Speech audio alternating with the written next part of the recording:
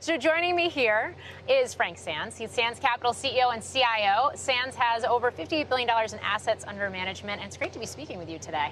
Great to be here, Morgan. Thank you. So before the break, we teased this as a deeper dive into aerospace and defense. So I think maybe we start there and why you're here at the Up.Summit. Okay, well, this is a fantastic event, and we've got wonderful hosts here, and I do want to thank them: Stuart, Tom, Walton, Philip Seraphim, Ross Perot, and of course Cyrus Sagari and the Up Partners people. They're put on a fantastic event.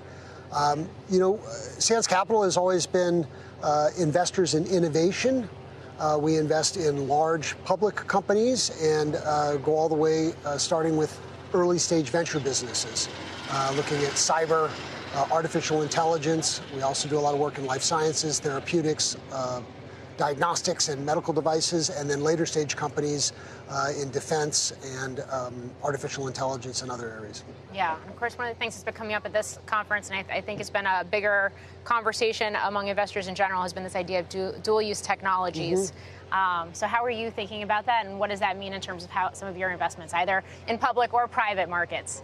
Well, the reason we're here at the Up.Summit is to really dive deeper into the critical areas of space and defense tech sectors. Of course, in space, the cost of launch has dropped by 20x in the last 15 years, obviously led by SpaceX, which intends to, I guess, lower it again another 15x.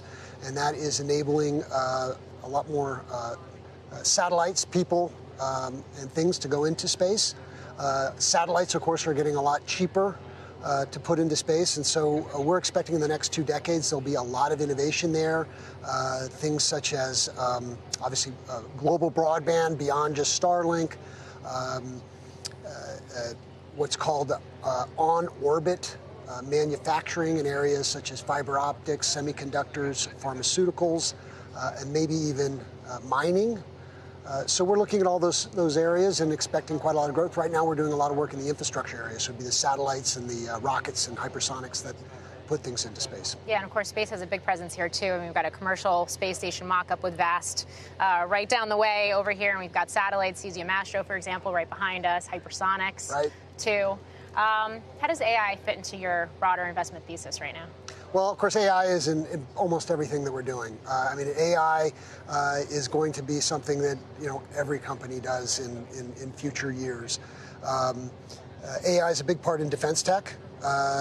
In defense tech, it has been a few concentrated primes that we're doing cost-plus contracts to make exquisite systems, really hardware heavy.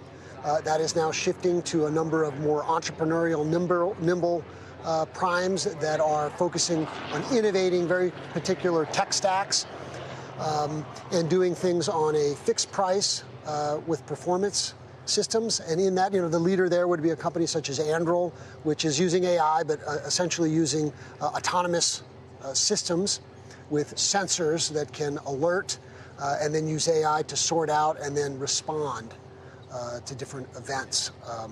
But AI is something that'll be, pretty much in everything. Yeah, and of course we've got